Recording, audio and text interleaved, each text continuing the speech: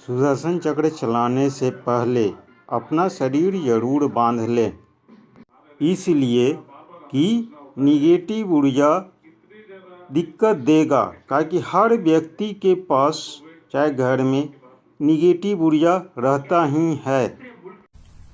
जल बांधो, थल बांधो, बांधो अपना काया। 700 योगिनी बांधो, बांधो जगत के माया। दुहाई कामरू कामक्षा नैना योगिनी की, दुहाई गौरा पार्वती की, दुहाई वीर मसान की। बहुत सुदर्शन चक्र के बारे में सभी लोग जानते हैं कि क्या होता है, मगर कोई भी नहीं जानते हैं कि इसे संधान कैसे किया जाए और वार कैसे किया जाए। सबसे पहले ये संधान से पहले अपने आप को पता करना चाहिए कि वो संधान करने लायक है या नहीं। उस व्यक्ति को कभी भी झूठ नहीं बोलना पड़ता है, सत्य मार्ग पे चलना पड़ता है। सुदर्शन चक्र कभी भी किसी इंसान पे नहीं चलाना चाहिए। यदि कोई चलाता है तो चलाने वाले को बहुत बुरा परिणाम होता है। इस शस्त्र को सिर्फ निगेटिव ऊर्जा जैसे जो करना चाहिए वो नहीं कर रहा है, यानी कि उसमें निगेटिव ऊर्जा उसमें बाधा डाल रहा है, तो उस शक्ति पे वो प्रयोग होता है।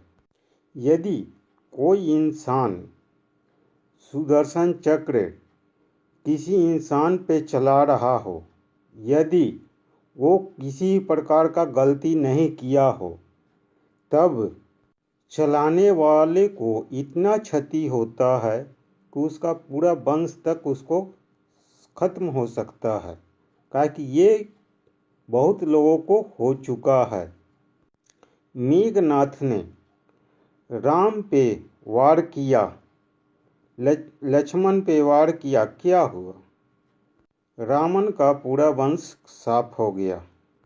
यदि कोई जज मान ले जाए कि सही एथी नहीं कर रहा है, तो उस पे वार किया जा सकता है, बशर्ते कि वो उस जज पे वार नहीं होगा।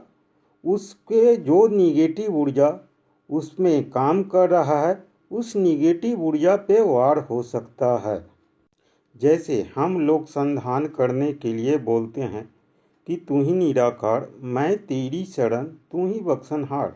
हे सुदर्शन चक्र, मैं आपको आवाहन करता हूँ कि जो भी निगेटिव ऊर्जा काम कर रहा हो उसे संहार करे, अंगुली उठाकर।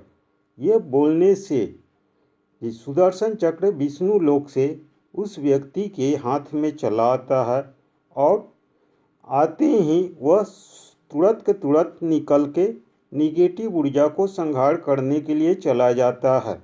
यह प्रक्रिया करने से होता क्या है कि जो भी मान लीजिए कि गतिविधि गलत हो रहा हो, उसे सही होना चालू हो जाता है।